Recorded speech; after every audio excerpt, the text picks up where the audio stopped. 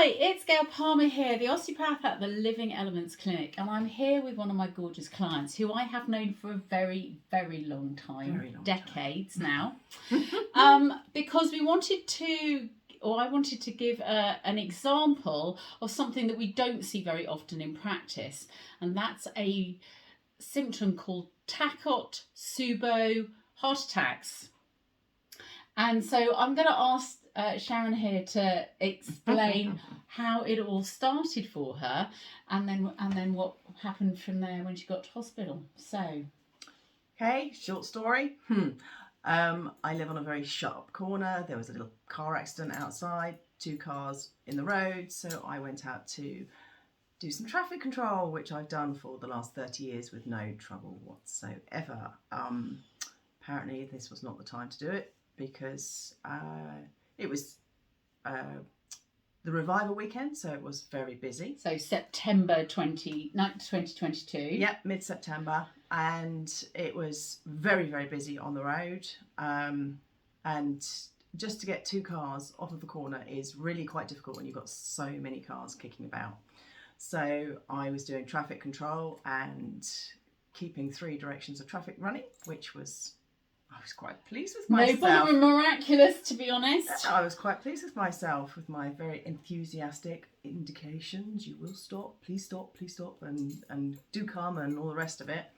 And after, when the police arrived to take over traffic control, I sort of walked up my garden thinking, oh, I feel a bit tight around my chest, thinking, you know, I've overdone it. I've been a bit enthusiastic, I didn't warm up properly. Warm up, people. But apparently it wasn't, and I had like a band across my chest and round into my back. Several hours later, I kind of thought, well, this isn't going anywhere. I'm just kind of feeling awful, generally quite blur. I mean, there was no pain as such, there's no sharp pain, it was just like this tightness all the way around, like a Jubilee clip had been done up really too tight. Good description. And so I phoned 111, and the lovely lady was asking me questions, and she said, is there anybody in the house with you? Nope, just me and my dogs. And she said, well, can you put the dogs away because you've got an ambulance on the way? So they carted you off to St Richard's Hospital. They did, and A&E were lovely from what I remember about it. I wasn't unconscious, it was just I was absolutely shattered, but they did blood tests and ECGs and whatnot. Oh, the ambulance turned up, they did an ECG in the house. Which checks the heart rate and what have you of the heart. Yeah, it was showing I needed further attention than anything they could give me. So they took me into St Richard's. A&E were fabulous. In fact, all the departments were amazing. And I was moved around quite a few of them. By the time I eventually got home on Wednesday, I'd done 2 hospitals, about 4 different wards.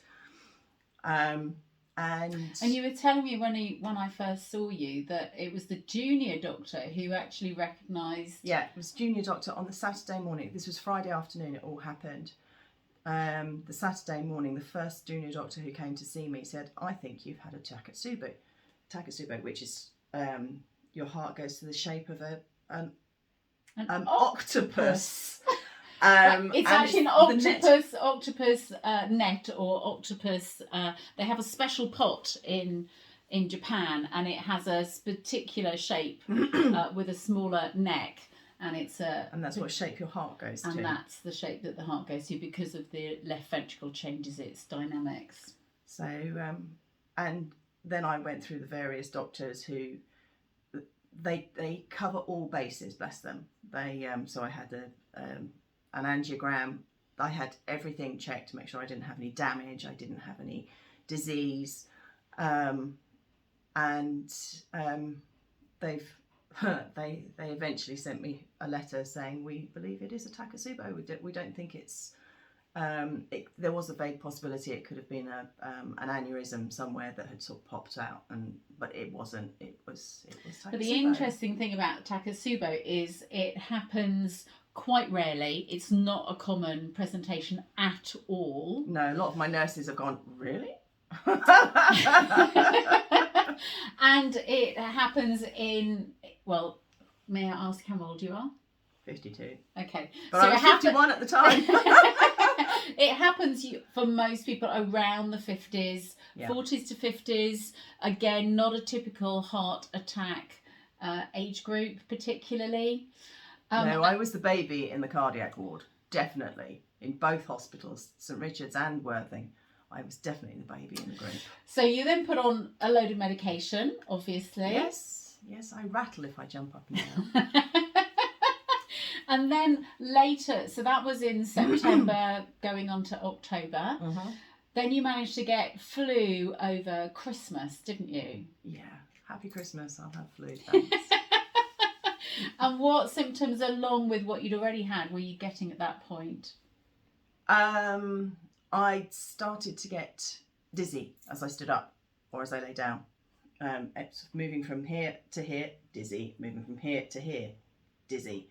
So it was... and fainting a bit and fainting, too. kind of woohoo, which was not much fun. The hospital didn't really know how to deal with it. They were trying to play with my medication to see if it was that. But I thought, well, do you know, after the decades of coming to see Gayle, my experience... finally remembered that I existed again. Yes, all of 4 miles away from my house, aren't you, darling? But I thought, do you know, maybe this is a mechanical problem rather than anything else. So I came to see Gayle, and literally one treatment, and I was, oh, well, yes, made a stupid mistake not coming sooner. But here we are. And it's okay. It's fine. It's all good. You know, I have hundreds of patients who go, I thought it would go. And the thought it would go conversation lasts a long time. At least I didn't leave it too long Yes. before I kind of twigged, it is actually mechanical. Absolutely. And it needs to be sorted. So from my perspective as an osteopath, the Takot-Subo obviously has structural differences within the heart, and then there are mechanical differences as well. But part of the challenge with all of that is they can deal with the heart issues, but the doctors, the medics are not good at looking at the big picture and seeing how everything else is related and functioning. And what I found with Shah when I saw her was her thoracic vertebra at the back had locked right up. That does the nerve supply for the heart and the pericardium, which is involved in the Takot-Subo syndrome. But she'd also locked up her diaphragm, so she wasn't breathing properly. That will add to the problems with fainting and dizziness. And then her neck itself had got completely locked up. None of this is a huge surprise. This is quite a normal side effect or accommodation that your body tries to do because it's under threat and it's scared and doesn't know what's happening with itself.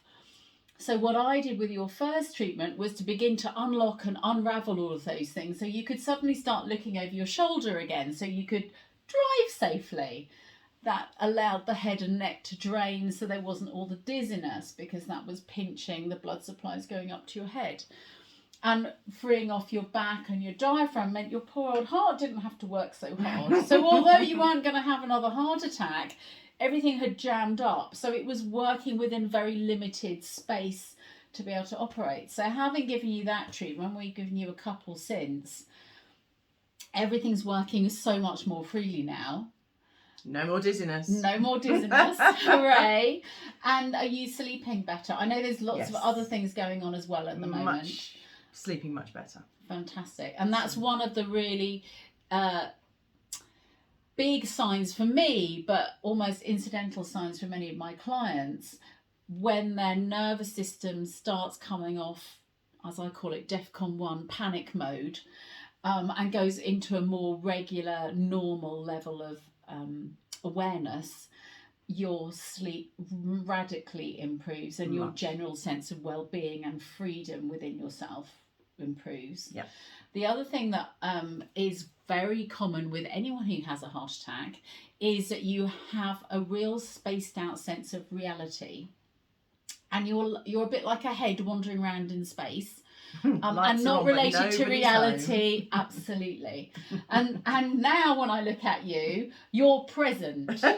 I'm much more. Because you were not present when you first came in. And that again is something that the medics don't really recognise, but as an osteopath, it's absolutely critical.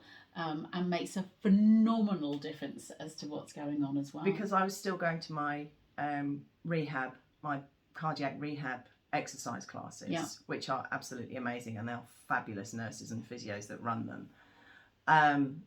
I spoke to my nurses and I said, look, next time, if anybody comes in and they said they're feeling dizzy and what have you, I said it could be a mechanical issue. So I kind of put it through that, it's not just it might medication. Not just be to do with. It might not just be a medicational sort. Well you can. Thank you for looking out for the rest of them as well. Anything else you want to particularly add? Any other thoughts that you've had around the treatment, or how you're now able to go forward with more confidence? Must make my life a lot easier at work. I'm not quite forgetting as much as I was. It doesn't help going through the menopause as well, does it? No. No. I think that's the other thing. My patients, when they come in, are complex humans. There is stuff going on top of their symptoms, on top of their diagnoses or their medication or whatever. And so, small differences make huge effects for the rest of your life and how you're able to function. Yes, definitely. Awesome. Thank you so much. Thank I you. know you are going to go from strength to strength. And thank you so much for coming back, because it's such a joy to be able to be of service to you. Thank you. Take care.